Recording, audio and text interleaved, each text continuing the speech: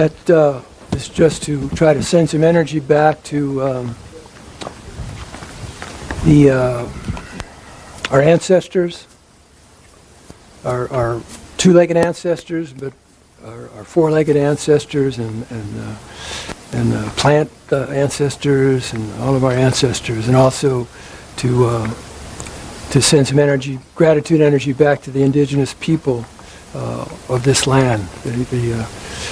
Where I live, it's the Pomo and Miwok and Marin.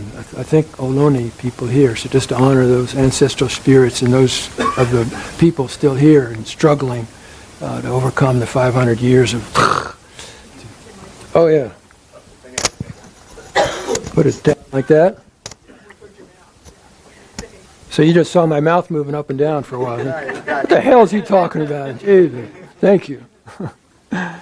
Okay. All right. So hey, let's open it up. So if anyone wants to answer any question or ask any questions, please raise your hand. I have a microphone here. I'll bring the microphone to you, and then you can ask from there. Okay. Yep, okay. My question is specific to when your father was dying. Yeah. You're saying that he went down these pathways and he went down into these spaces, and then he got scared, stuck, flustered. Can you explain a little bit more of what you felt like he was going through, and how he was getting stuck, and what he was seeing, and how you were helping him get through it, and what helped him integrate and see the comfort and gentility he can realize in himself, or whatever he needed to? Okay, thank you. It's a long time ago, so let me try to jog my memory cells here. I just, about a month ago, I just turned 70, so I'm in my 8th decade, so I give myself plenty of license to do whatever the fuck I want to do. And forget stuff. So, let's see. Well, the things he would say, I mean, he was in and out of a coma state, and I could a lot of it's intuitive, just feel the energy, and I almost could feel him like he's just going down the river, and he's peaceful, and his body's peaceful, and he's calm, and he's breathing, and then he would get agitated, be expressed physically at first, and then he would start saying things. I can't get through. I'm stuck. And he'd get agitated like that. So I'd been like following him down the river, and it's not, these kinds of things, they're not blueprint answers. Well, you should say or do this. It's really you've developed a trusting relation, an open relationship with your own intuitive wisdom.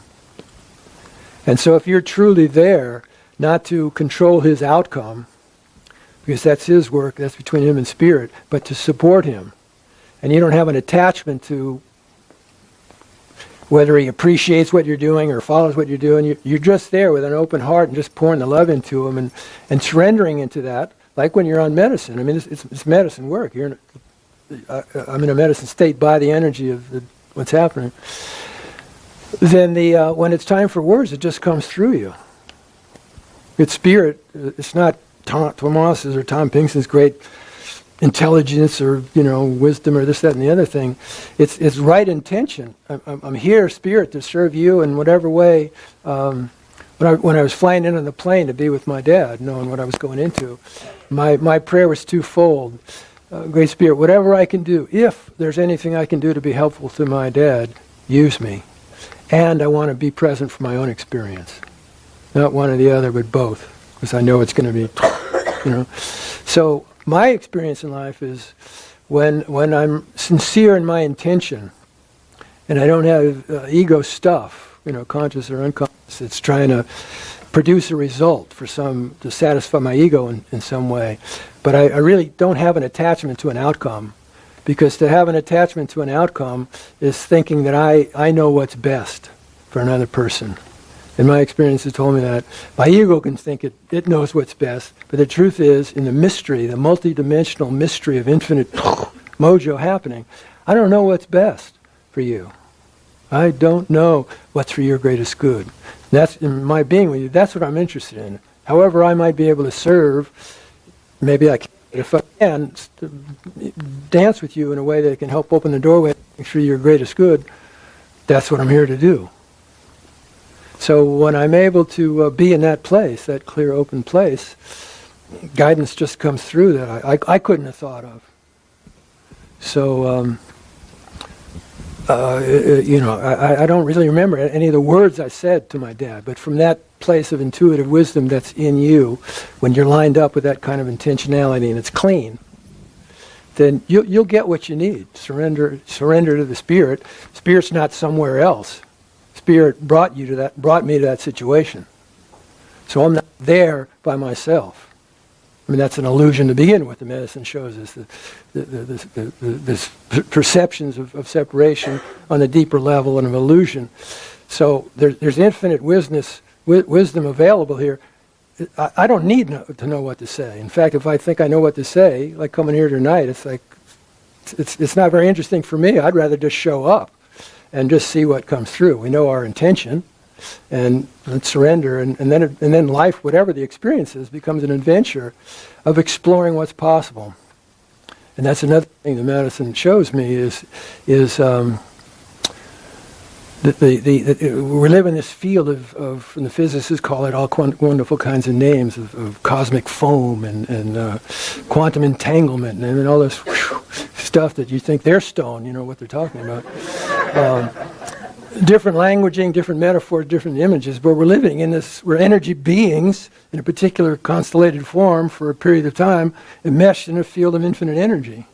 So the wisdom of the universe, man, like 15 billion years of wisdom and beyond before that, it's not in Alpha Centauri, you know, or in the Library of Congress. It's right here, you know. It's all right here in us. And all we have to do is open up the receptor sites, clean them out, get a hose and clean them out of all the thought forms and identity that closes off to that. And then it's not. It's like sometimes people say to me, "So, well, you're really wise. You have a lot of wisdom," and it's interesting because to me, I mean, wisdom isn't something you possess. It's not a possession, and it's not something that I have. Wisdom exists. Wisdom is inside of us. And so it's not that I as an individual are wise or you're wise. It's just at that particular moment we're opening up to wisdom and it's coming through us. So it's very freeing in my life because formal training as a psychologist, you know, you're supposed to know what you're doing and have all this. And, you know, you do need training, so it's not to debunk that. But the bottom line is the art and mastery of surrendering to the mystery and letting it do and bring through the wisdom that does know what is for its greatest good. So it's very freeing. Now I don't have to know what that is. I don't have to figure it out. I have to show up with clear intention and surrender and pay attention. And then amazing things can happen. I don't know if that helps, but that's, yeah. Another question back here? Hi, Tom. Hi. One of the reasons I came tonight is I had just finished reading an article in the New Yorker by Michael Pollan about psilocybin and how it's so helpful for people who are near the end of their life. Yeah. And it's such an influential magazine, and this article was filled with facts and interviews with top scientists that I think there's a real potential for getting psilocybin off of Schedule 1 and be reclassified. And I was wondering if you saw the article and if you were as impressed with the science behind it as I was, and if you didn't read it, if you know anything about these studies that are showing that people who are near the end of their life are, even with just one dose, it made people in a controlled study, because they gave people some active placebos to compare it with, and that it was so helpful to them. Yeah, thank you. I didn't see that article, but it just turns out that a lot of the people who are doing the legal research now with psychedelics are people that I know and we've done journeys together. So I'm very familiar with the work the research that's being done now legally with with the feds. It's very exciting. It's very exciting. And going back to that Easter ceremony that they did at Harvard, Leary and Ralph. The Good Friday experiment where they did the psilocybin in the chapel there, Marsh Chapel at Harvard. So it's the fact that there's been a resurgence and the feds have opened the doorway a little bit to allow some of this research, which was just getting started in the 60s, that was so promising, that was squashed, is now starting to come into the mainstream through articles like this. Last week I was sitting having a cup of coffee at a place in Santa Fe, enjoying the warm sunshine, and there's a little chair next to me, and a little old Chinese lady comes up and says, do you mind if I sit there? I said, no, I've been saving it for you. So she sits down, and we get to talking, and turns out she was in Peru 2 weeks ago taking medicine. So it blows my mind, the people that are going and taking medicine. So it's really happening. And I think I remember years ago, in the 80s when MDMA was happening and it was legal, I used that and work with couples and a lot of situations, and had good experiences with myself, and it was very helpful. And the people I work with, I eventually stopped doing it because of what it extracts from the body, and that I felt that there was, I didn't want to be putting that into my body. But I also saw that. With the indigenous people that I've been with around the world, they didn't need MDMA, because MDMA was primarily opening the heart. So their problems weren't that their hearts were closed. Their problems were that they had Whitey on their back kicking their shit out of them, ripping them off. That was their problem. We needed the MDMA because our hearts were closed, up in our heads, and we're with crazy stuff. And so there was a period of time in evolution where we needed that to open our hearts. But I also saw that the plant people, not the chemical that came out of the laboratory, and Sasha Shulgin was a good friend of mine. Many of you know Sasha, and I sat in groups with him and helped him explore some of the different substances he was bringing out. But Terrence and I were in the same place about that. And this is just my thought. That doesn't mean it's right for anybody else. That my particular way was not to be taking chemicals, but be taking what came out of Mother Earth. And that there were indigenous people for thousands of years around the world who developed right relationship of understanding of how to be with these elders, these sacred wisdom elders. And that's what spoke to me. And I saw that those like the ayahuasca, the surge of ayahuasca happening around the planet. I saw that was, this was many years ago, that if you think about the body when it's sick, then a couple of things happen.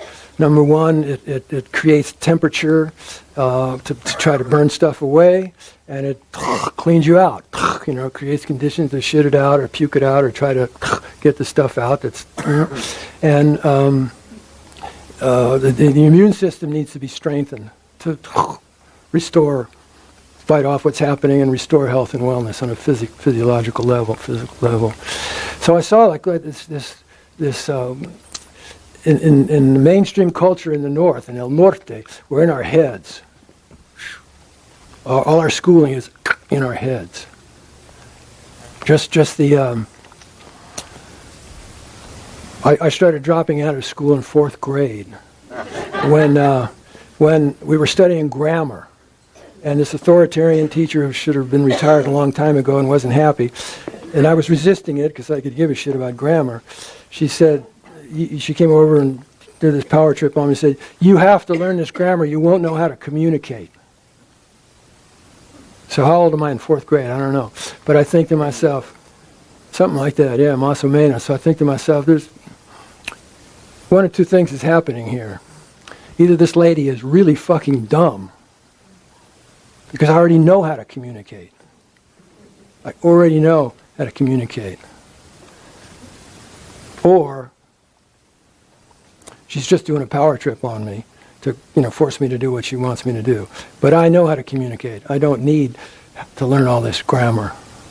So that's when I raised the question, so what else have I been taught in this school that I believed that's not true? So that was my paying attention in that realm and dropping out. They teach us all kinds of grammar. They don't teach us how to communicate. They don't teach us how to communicate with our feelings. They don't teach us how to communicate from our soul. They don't teach us how to communicate from who we are, the deepest parts of who we are. So the absurdity of our education. So we're in our heads. We're all in our heads. So the medicine, the ayahuasca coming up from deeper down in the body of Turtle Island was like an immune enhancer coming in to help us heal.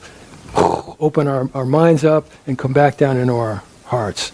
And that's why it's so exciting to me, the research that's being done now, that's evidencing through scientific methodology, the religion of the mainstream, hey, there's something of value here. There's something significant here that can help people in the meaningful challenges of life. Very exciting. But I haven't read that article. Hi, I'm Elliot. So I have a question about LSD. I wondered if you see that more like a plant medicine or more like a chemical, or do you see it in a unique category, and do you feel that also has a potential?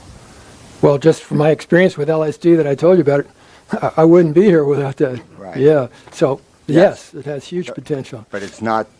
But Yeah. I mean, it's not really like a chemical. It comes from a fungus, right? Yeah. It's Yeah, right. And again, all the Lukwans, the people in Mesoamerica used it from the plants. So its original source is from the plants.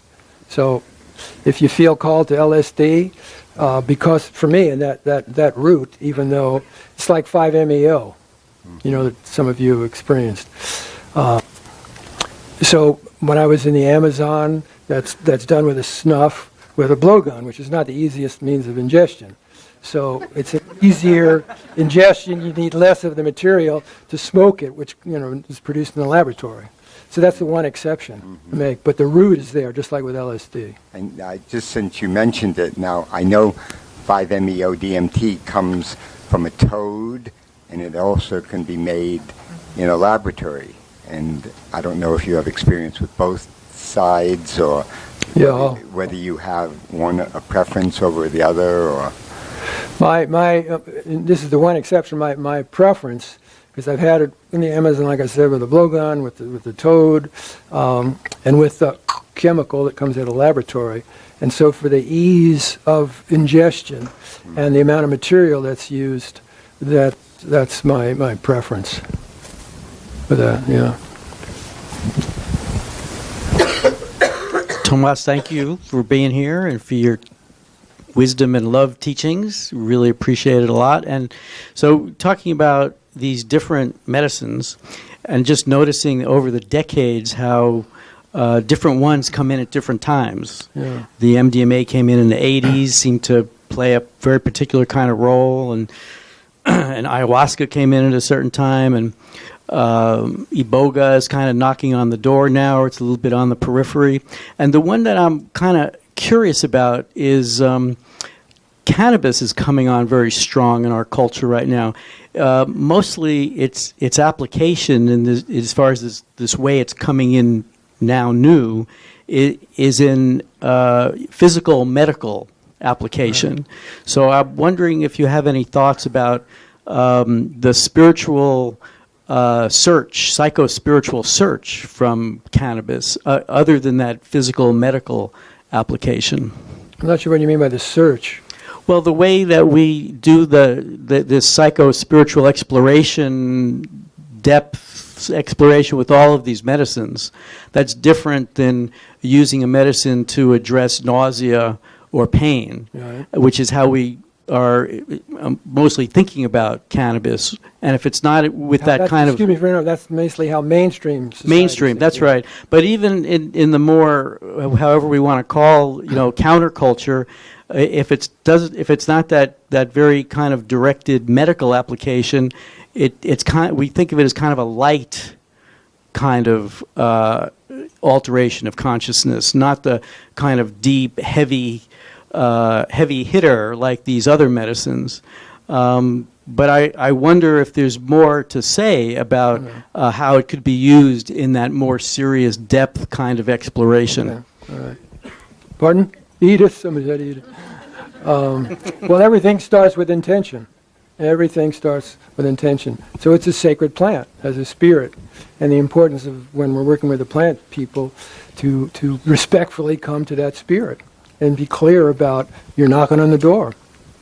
Why are you knocking on the door? What do you want? Be clear about your intention. So for me, sometimes when I'm doing my morning prayers and meditation, sometimes purify that medicine, speak to the spirit, give thanks for it, pray for its families, and tell it why I want to use it. And I take one puff and just hold it in my heart, in front of the fire, the candle. Just hold it right there, just opening.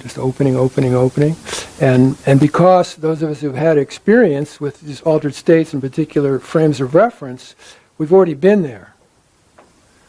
And so that one toke with that kind of intention, it's use the metaphor of a control panel, with all these buttons on it.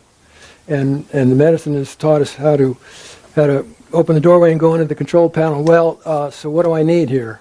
I need,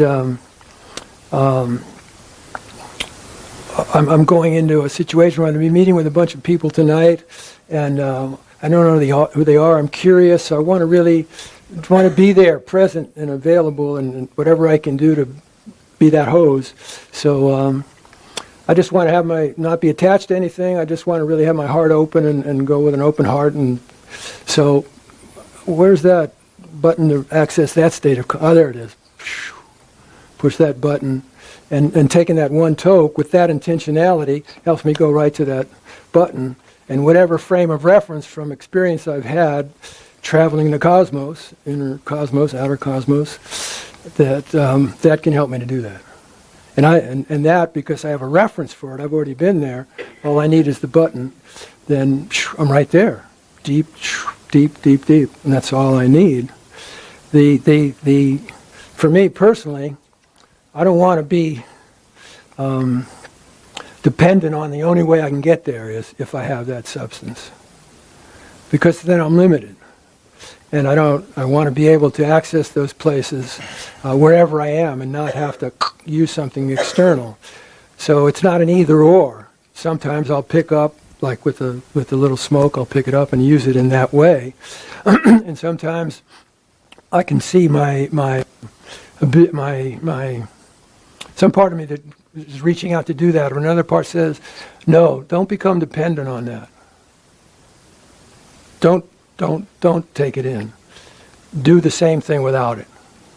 Just access, drop in, go to the control panel, find the button through your concentration, through your focus, through your intentionality. Maybe I'll chant, maybe I'll pray, maybe I'll all kinds of mantras, this, that, and the other thing. So to me, that's the potential of using it. And that one toke, when I take it, I'm right there.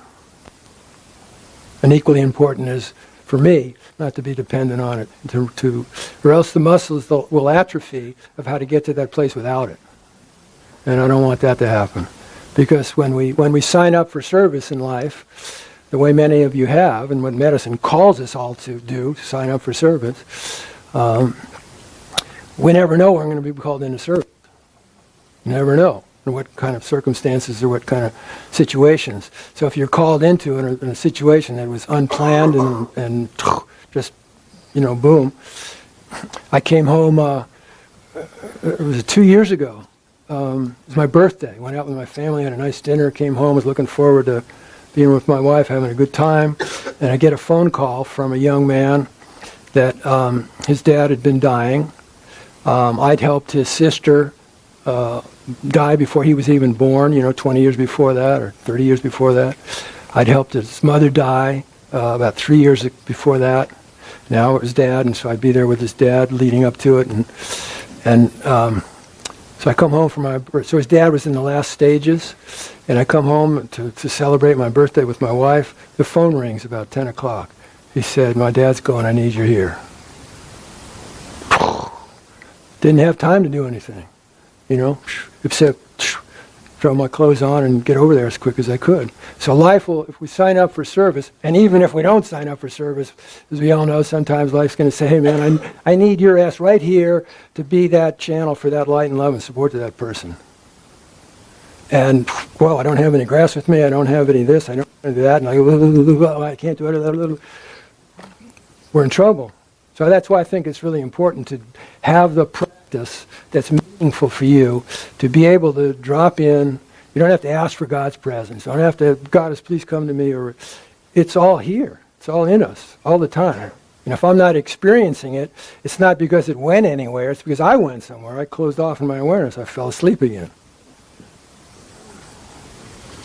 Question over here. Yeah. Hi.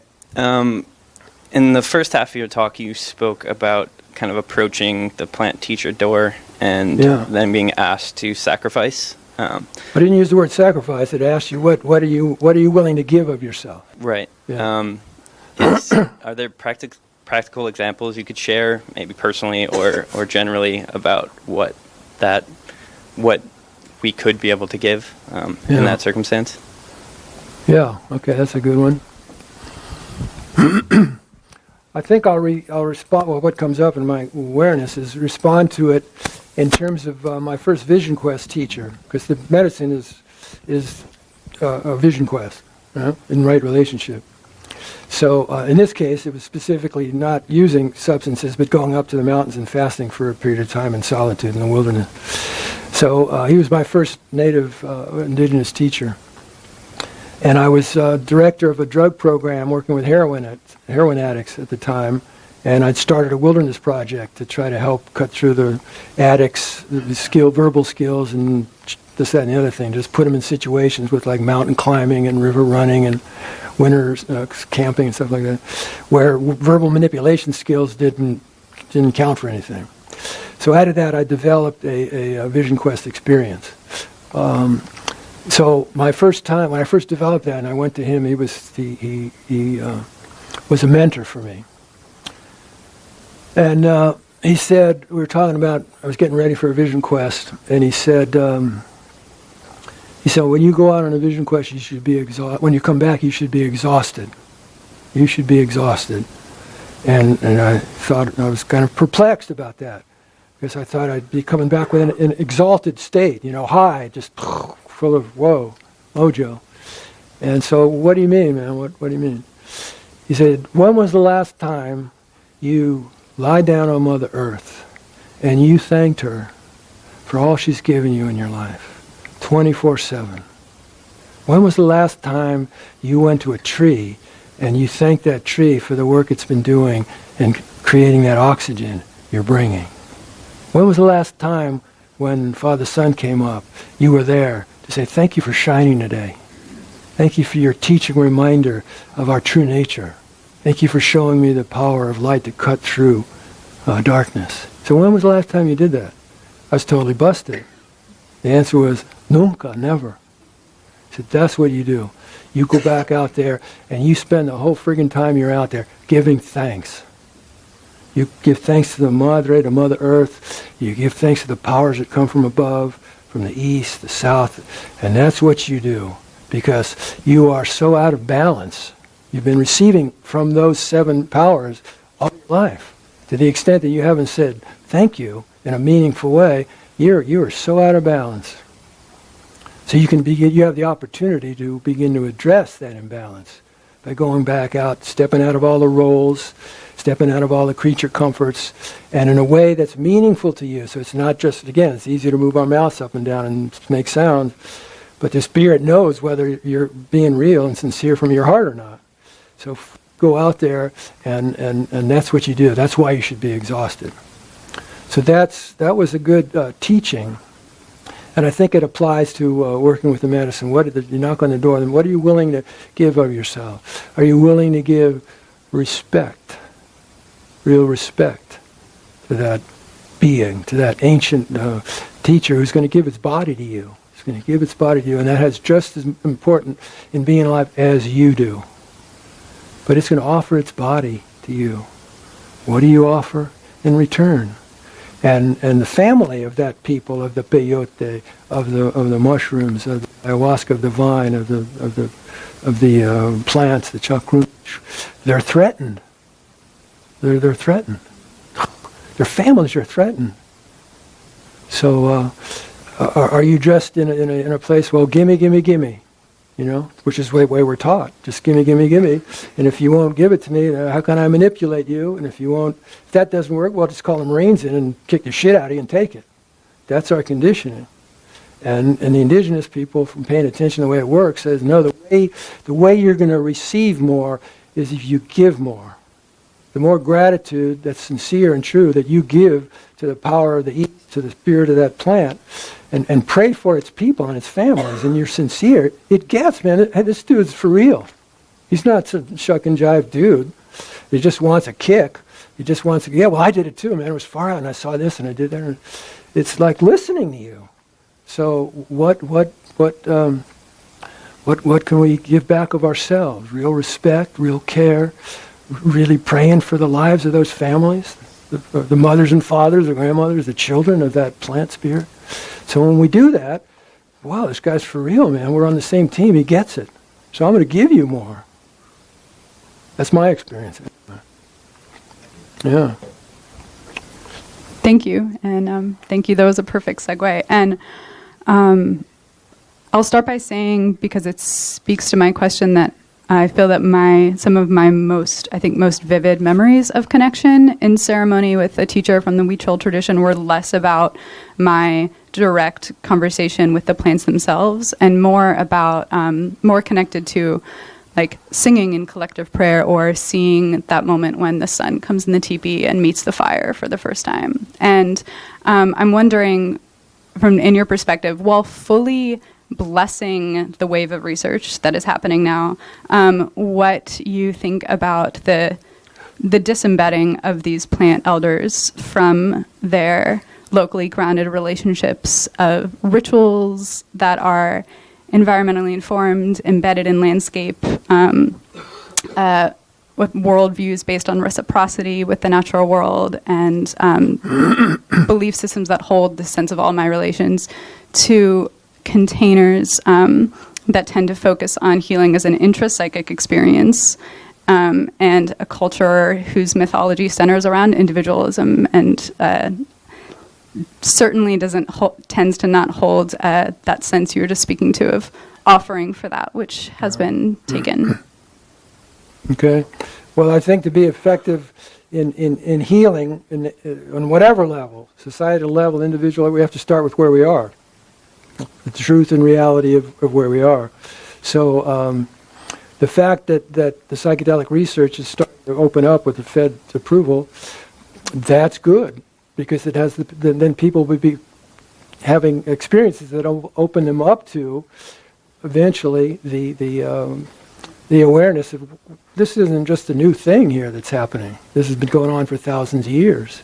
So there's thousands of years of research and development in these indigenous traditions about how to be in relationship with these substances that has the potential to bring through greatest good. When I had my first LSD experience and just blown away, then and when I came down from that, well, who else knows about this? Who else knows about this experience? And I knew about some of the research that was being done in the United States, but there wasn't, in that research, there wasn't what you're speaking to here. So who else knows about these states of consciousness? That took me initially to the East, to Hinduism, Buddhism, Taoism. And I said, well, these cats know what I experienced. They know about this. And then what are the techniques they used when they came down from their visionary states to try to find non-substance ways of accessing? And that's, 50 years ago I got into meditation and yoga and Tai Chi and been a part of my life since then. So I think it's a start. It's 100% better than nada. And the more people that have those kind of experiences in that medical setting or in that kind of laboratory setting like that, they're going to have experiences like you and I have had that bring us to the place of recognizing our interconnectedness with it all, And it seems to me it naturally it creates a quest. It takes you on a vision quest. Well, who else knows about this? How long has this been going on? And how else these people have been doing this for 1,000 years? How did they do it? And then we go out and we seek out those mentors, and God us bless the elders of the indigenous culture that care enough to share with us honkies what they've learned. Huge hearts. My spiritual grandmother Guadalupe, she the Huichol grandmother that's on the cover of my book about fruitful aging. The other book I've got back there is Fruitful Aging, Finding the Gold in the Golden Years. And I realize it's a misnomer. It should have been Fruitful Living, because it speaks about 5 developmental tasks of fruitful aging in there that I identified. But those tasks apply to wherever we are in the life cycle. So on the cover is my grandmother Guadalupe, of a picture about two weeks before she died in her 80s, and she's just beaming. She's just lit up. And she would say to me, Tomas, well,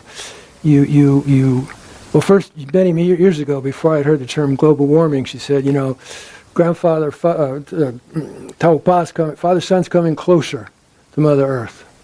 Coming closer to Mother Earth. Coming closer to Mother Earth. Why is Taupa coming closer to Mother Earth? Bringing more heat. Why more heat? To wake us up. Because the people they've forgotten how to live. They've forgotten how to live. And so she was kicking me in the butt to say, so you need to go back up north and bring what we're sharing with you, the teachings from Tatuari, from Grandfather Fire Spirit, the teachings from the Kuri, from the Peyote, the teachings from Wirikuta, where the Holy Land, the Huichol Holy Land, where the Peyote medicine grows. She said, you need to go back up there and teach people how to live as human beings, or else we're going to get burned up. So that was many years ago. And what a big heart she had, to take in some strange people. And I saw her, people would come from around the world because she was pretty well known, right into her. And you imagine you're having dinner at your house, and there's a knock on the door, and like a strange person walks in and sits down at your table. It's like, whoa. And that would happen. That's happened with me and happened with other people. And she and so many others that I've been blessed through grace to spend time with around the world.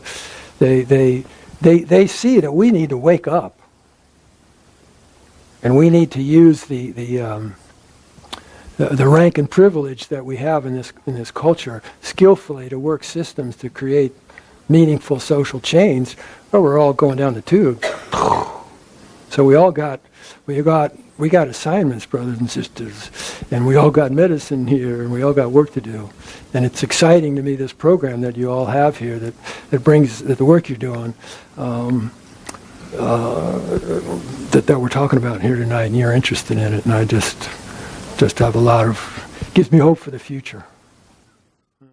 Are you aware of any country where no plant is illegal?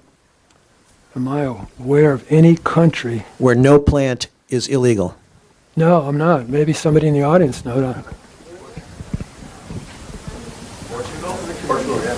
Portugal? So I guess I'll see you down the road in Portugal, huh?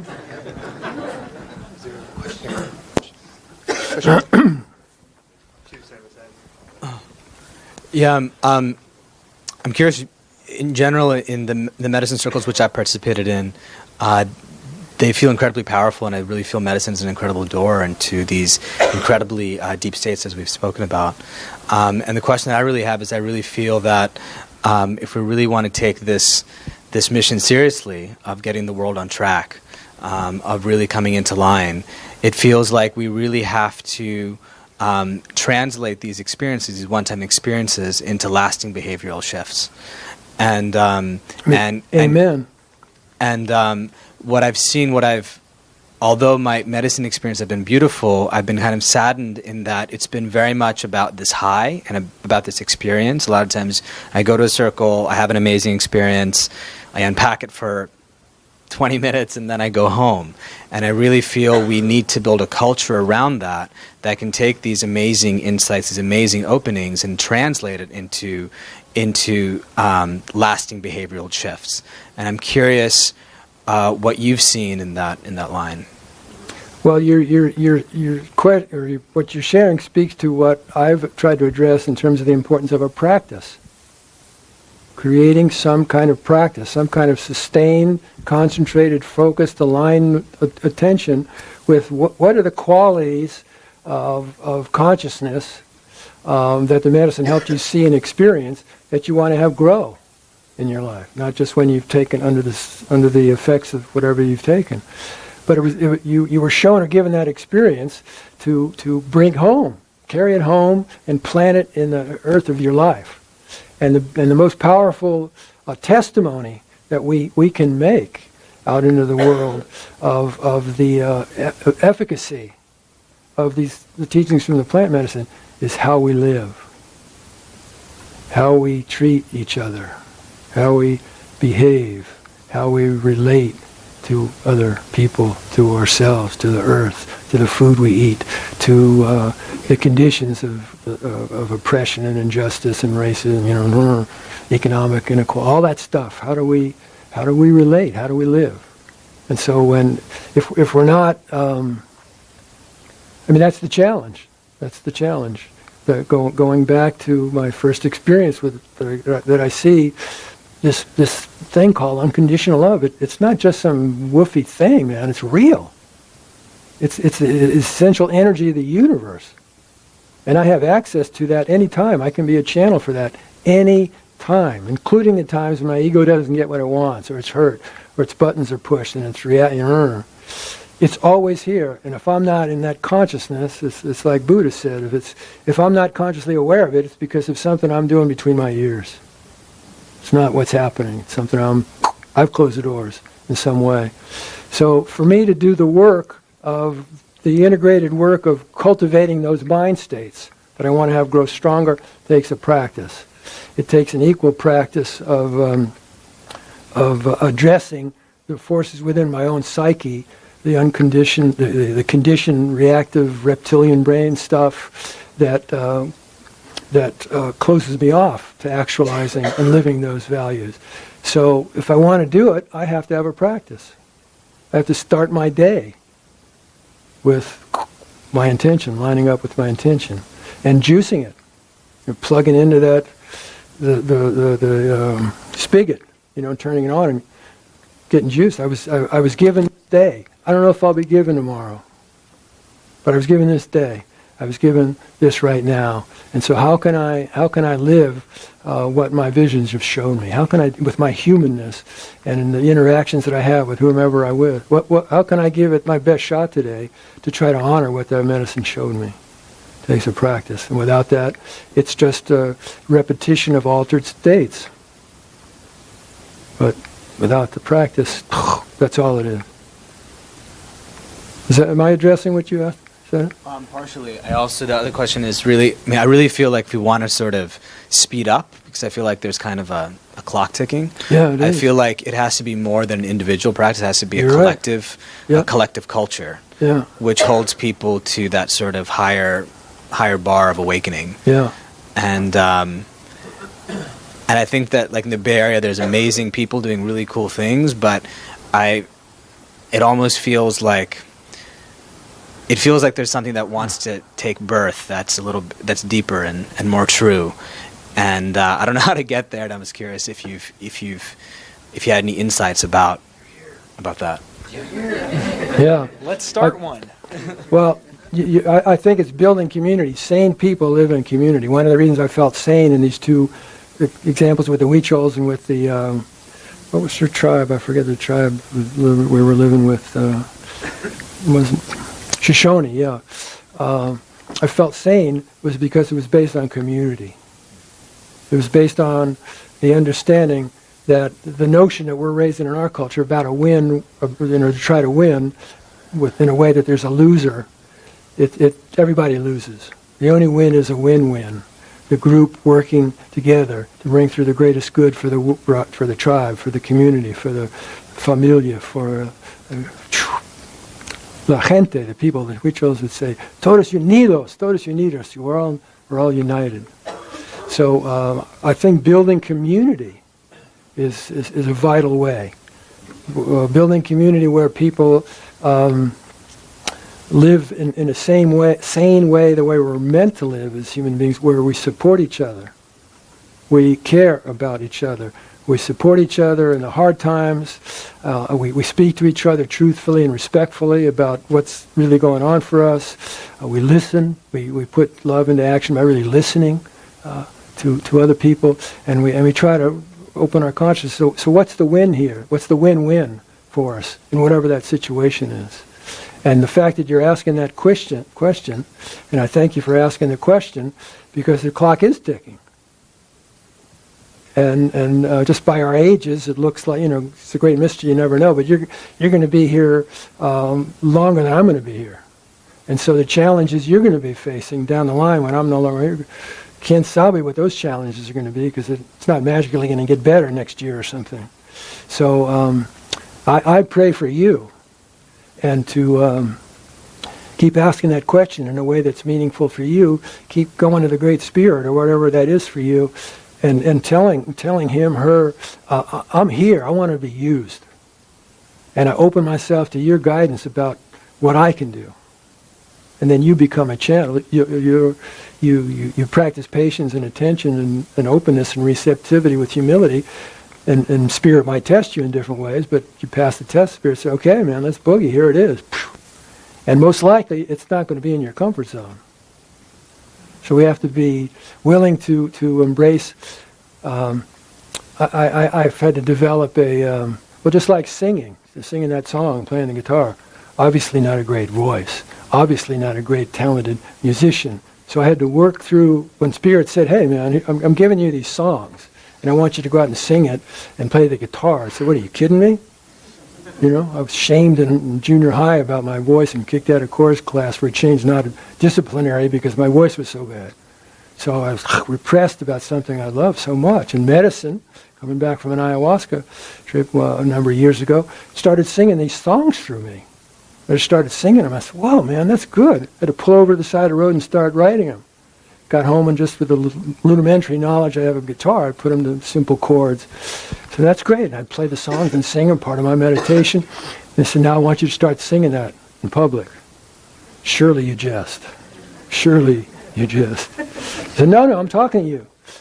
No talent. Hello, no talent. It's not about talent in my case. It's not about entertaining people with the wizardry of my beautiful voice or my artistry of my guitar playing. These are stories. You're just using your voice, whatever it is, and the little things you can do with the guitar to open a doorway for consciousness to what I want, what Spirit wants to bring through me. Not in my comfort zone, and I really resisted it, but got kicked in the butt strong enough. Said, okay, far out. So keep asking that, and Spirit will guide you, and then you get a chance to work with whatever might be your reluctance to do that, because it's not in the comfort zone. But you'll be able to overcome that with Spirit's help, and you will be then a channel to help answer what you're asking. All right. Question right here. Yeah, let me just check the time here. I can't see what. 5 to 9. So we want to honor. I think it's important to honor the time that we end. So maybe one last question, then we can just do a closing. I'm right here, right here, right here, to your left. Oh, okay. Sorry. So, on the note of the urgency, to a certain extent, I came into the medicine work from a level of deep suffering and just desperation, because I felt this urge inside me to be of service, to be of help, to realize my abilities. In my case, I'm a filmmaker and a storyteller, and to use that medium to really help with what's going on the planet. And the conflict that I find now in my life is on the one hand the downloads, the information, the understanding of my mission here on Earth has just it's been beyond my wildest imagination. The clarity that I've gotten, and I see that, and it's just it's big, and yet at the same time in my everyday life, just the gravity of clearing the emotional trauma and things that have to move for me to actually be of service.